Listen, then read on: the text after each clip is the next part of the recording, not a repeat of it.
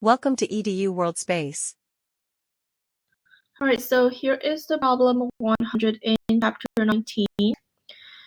Part A, using the data in Appendix C, calculate the K value for these reactions at 25 and 500 degrees. So the way we calculate for K value is using this formula, delta G0 equal to negative RT ln K. And at the same time, delta G0 is equal to delta H0 minus T delta S0. So we use the second formula to get the delta G value at two different temperatures. Then the values of delta H0 and delta S0 can be calculated using the data from the appendix. So for the first reaction, that is the 2CH4 gas giving C2H6 gas and H2 gas. For this reaction, we have delta H0 equal to the delta H0 of C2H6 gas plus the delta H0 of hydrogen gas minus 2 times the delta H0 of the CH4 gas. And this is equal to negative 84.68 plus 0 minus 2 times negative 74.8. This is equal to 64.92 kilojoules. Then we find for the delta S0 value of the reaction, that is equal to the S0 of C2H6 gas plus S0 of hydrogen gas minus 2 times S0 of CH4 gas. This will be equal to 229.5 plus 130.58 minus 2 times 186.3. This is equal to negative 12.52 joules per Kelvin. And then we want to convert this into kilojoules. So this will be equal to negative 12.52 times 10 to the minus 3 kilojoules per Kelvin. So that's the delta H and delta S for the first reaction. So now at 25 degrees, delta G will be equal to delta G. Delta G will be equal to delta H minus T delta S. So this will be equal to 46.92 kilojoules minus 25 plus 273 Kelvin times delta S is negative 12.52 times 10 to the minus 3 kilojoules per Kelvin. So this we will get a number of 68.7 kilojoules. So if delta G equals to this value, we have delta G equal to negative RT ln K. So ln K will be equal to negative delta G divided by RT. That is equal to negative 68.7 kilojoules divided by 8.314 times 10 to the minus 3 kilojoules per Kelvin times 298 Kelvin. And this will give us a number of negative 27.7. So the value of K is equal to E to the negative 27.7, and that is approximately 9.25 times 10 to the minus 13.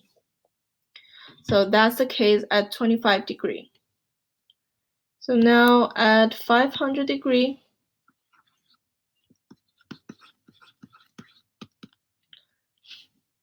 for this case, the delta G will be equal to 4.9 kilojoules minus 500 plus 273 Kelvin times the delta S is negative 12.52 times 10 to the minus 3 kilojoules per Kelvin. And this will give you a number of 74.6 kilojoules. So ln K equal to negative delta G divided by RT, that is equal to negative 74.6 kilojoules divided by 8.314 times 10 to the minus 3 kilojoules per Kelvin times 773 Kelvin. And this will be equal to negative 11.6. So the K value will be equal to 9.1 times 10 to the minus 6. All right, so this is the K value at 500 degree, and this is the K value at 25 degree, both for the first reaction. So now for the second reaction, that is the 2CH4 gas plus 1/2 of oxygen given C2H6 gas and water gas. For this reaction, we are also going to calculate the delta H0 and the delta S0. So delta H0 for this reaction will be the delta H0 of C2H6 gas plus delta H0 of H2O gas minus 2 times delta H value of CH4 gas minus 1/2 of the delta H value of oxygen gas.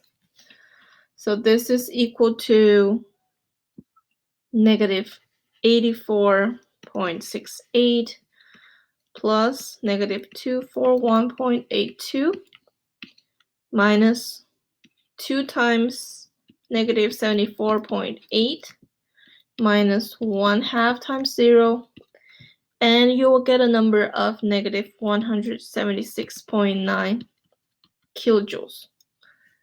For delta S0, you're going to use S0 of C2H6 gas plus S0 of water gas minus 2 times S0 of CH4 gas minus 1/2 S0 of the oxygen gas.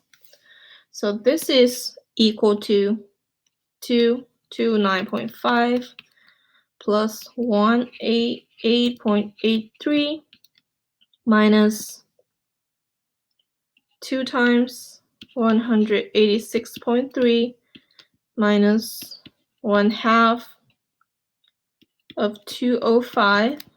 This is equal to negative 56.77 joules per Kelvin. So converting that to kilojoules, we will have negative 56.77 times 10 to the minus 3 kilojoules per Kelvin. So now for the second reaction, at 25 degree,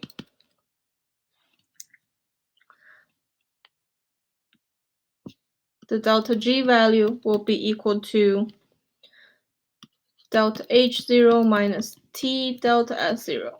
That is equal to negative 176.9 kilojoules minus 298 Kelvin times negative 56.77 times 10 to the minus 3 kilojoules per Kelvin. And this will be equal to negative 159.98 kilojoules. So ln K equal to negative delta G divided by RT will be equal to negative, and negative will be positive 159.98 kilojoules divided by 8.314 times 10 to the minus 3 kilojoules per Kelvin times 298 Kelvin, and that you will get a number of 64.57.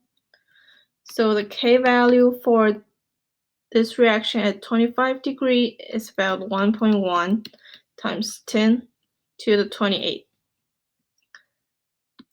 So at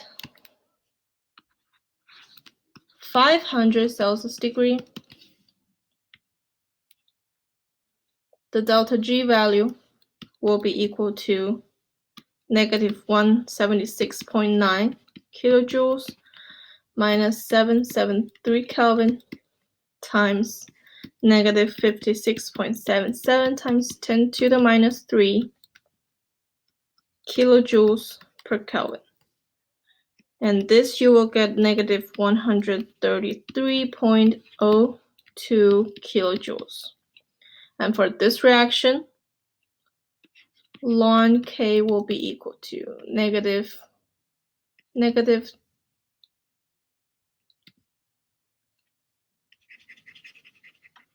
will be equal to negative delta G divided by RT. So that will be positive 133.02 kilojoules divided by 8.314 times 10 to the minus 3 kilojoules per Kelvin times the temperature is 773 Kelvin, and you will get a number of 20.698. So the value of K at this temperature is about 9.75 times 10 to the 8th. So that is the K value at 500 degrees for the second reaction. So this is the K at 500, and this is the K at 25. All right, so part B is the difference in delta G for the two reactions due primarily to enthalpy or entropy. So to answer this question, the difference in the delta G's for two reactions is primarily enthalpy. Enthalpy delta H0.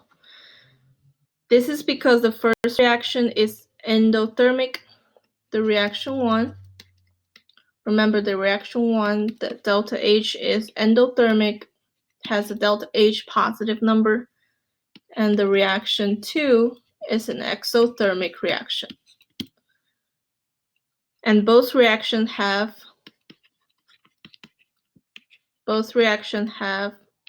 delta S negative. So for this will inhibit the spontaneity of the reaction. So the difference in delta G for two reactions is primarily enthalpic, depended by delta H. Part C, explain how the preceding reactions are an example of driving a non-spontaneous reaction. And D, the reaction of CH4 and oxygen to form C2H6 and water must be carried out carefully to avoid competing reaction. So what is the most likely to be the competing reaction? All right, so for part C, this is an example of coupling a useful but non-spontaneous reaction with a spontaneous one to spontaneously proceed a desired product. So we have CH4 going to C2H6 plus H2. This reaction delta G0, if we look up the appendix and do calculation, this will be a positive number and non-spontaneous. So we're changing this procedure into combining a two-step reaction, that is the H2 plus 1/2 of oxygen, giving H2O, and 2CH4 plus 1/2 of oxygen, given C2H6, and water. So for this reaction, the delta G0 is equal to negative 228.57, and this delta G is equal to negative 159.9.